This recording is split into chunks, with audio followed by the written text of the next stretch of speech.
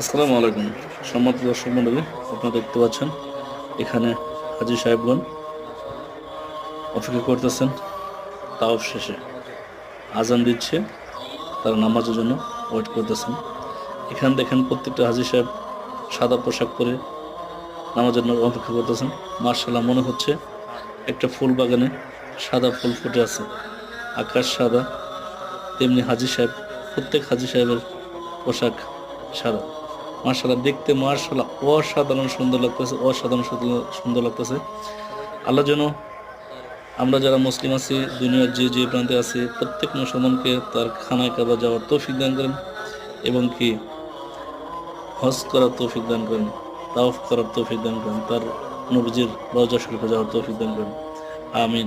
এবং আল্লাহ তাআলা আমাদেরকে যেন এই হাজী সাহেবদের উসিলায় আমাদেরকে মাফ করে দেন। আমিন।